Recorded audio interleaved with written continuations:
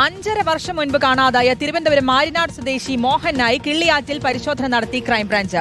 മോഹനെ കാണാതായ സ്ഥലത്ത് സമീപത്തുള്ള തോട്ടിൽ സ്കൂട്ടർ കുഴിച്ചിട്ട നിലയിൽ കണ്ടെത്തിയതിന് പിന്നാലെയാണ് പരിശോധന. മോഹനൻ സഞ്ചരിച്ച സ്കൂട്ടർ അല്ല കണ്ടെത്തിയതെങ്കിലും മോഹനൻ തിരോധനവുമായി ഈ സ്കൂട്ടറിന് ബന്ധമുണ്ടെന്ന സംശയത്തിലാണ് ക്രൈംബ്രാഞ്ച്.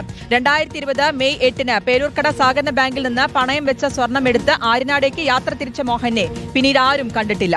സ്വന്തന സാജുണ്ട് വിശദാംശങ്ങൾ നൽകാൻ. സ്വന്തന, ഞാൻ ഓർക്കുന്നതനുസരിച്ച് കോവിഡ് കാലത്ത് ആണ് ഇങ്ങനെ ഒരു വാർത്ത പുറത്തു വരുന്നത്.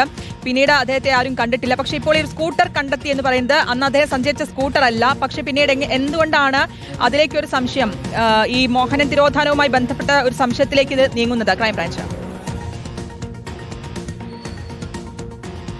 ശ്രുതി, വളരെയധികം ചർച്ചയായ ഒരു കേസായിരുന്നു ഈ മോഹനൻ തിരോധാനം. 2020 മെയ് 8-നാണ് ഇദ്ദേഹത്തെ കാണാതാകുന്നത്. 56 വയസ്സുകാരനായ മോഹനൻ തിരുവനന്തപുരത്തെ തന്നെ ഒരു സ്വകാര്യ സ്ഥാപനത്തിൽ ജോലി ചെയ്തിരുന്ന ആളാണ്. ഈ സംഭവം നടക്കുന്ന ദിവസം അദ്ദേഹം ഈ സ്ഥാപനത്തിലെ ചില ആവശ്യങ്ങൾക്കും അതുപോലെ തന്നെ സ്വർണവും പണവും ഒക്കെ എടുക്കുന്നതിന് വേണ്ടി പേരൂർക്കട സഹകരണ ബാങ്കിൽ പോയി. അവിടെ നിന്ന് 50 പവൻ സ്വർണവും അതുപോലെ തന്നെ 60,000 രൂപയും എടുത്തുകൊണ്ട് ഇദ്ദേഹം തിരികെ അദ്ദേഹത്തിന്റെ സ്ഥാപനത്തിലേക്ക് പോകും വഴിയാണ് ഇദ്ദേഹത്തെ കാണാതാകുന്നത്. കരകുളം ഭാഗത്ത് വെച്ചിട്ടാണ് അവസാനമായി CCTV ദൃശ്യങ്ങളിലും മറ്റും ഇദ്ദേഹം വാഹനത്തിൽ പോകുന്നതായി കണ്ടിട്ടുള്ളത്. ആ ഭാഗത്ത് വെച്ചാണ് അദ്ദേഹത്തിന്റെ ഫോൺ ഓഫാകുകയും ചെയ്യുന്നത്. അതിനുശേഷം ഇദ്ദേഹത്തിന് വേണ്ടിയുള്ള തിരച്ചിൽ പല ഘട്ടങ്ങളിലായി കഴിഞ്ഞ വർഷങ്ങളിലൊക്കെ തന്നെ നടത്തിയിരുന്നെങ്കിലും എവിടെയാണ് ഇദ്ദേഹം പട്ടാപ്പകൽ മാഞ്ഞു പോയത് എന്നുള്ള ചോദ്യം പോലീസിന് മുന്നിൽ ബാക്കി നിൽക്കുകയായിരുന്നു. അതിനിടയ്ക്കാണ് ക്രൈംബ്രാഞ്ച് ഈ കേസ് ഏറ്റെടുക്കുകയും ചെയ്യുന്നത്. കഴിഞ്ഞ ദിവസം ഈ സംഭവവുമായി ബന്ധപ്പെട്ട മറ്റൊരു സംഭവം ഉണ്ടാകുകയാണ് ശ്രുതി. അത് ഈ കരകുളം ഭാഗത്തിനടുത്തായിട്ട് വെച്ച കിള്ളിയാറ്റിൽ നിന്നും കുഴിച്ചിട്ട നിലയിൽ ഒരു സ്കൂട്ടർ കണ്ടെത്തുകയാണ്. പക്ഷേ സ്കൂട്ടറിന് നമ്പർ പ്ലേറ്റോ മറ്റു കാര്യങ്ങളോ ഒന്നും തന്നെ ഉണ്ടായിരുന്നില്ല.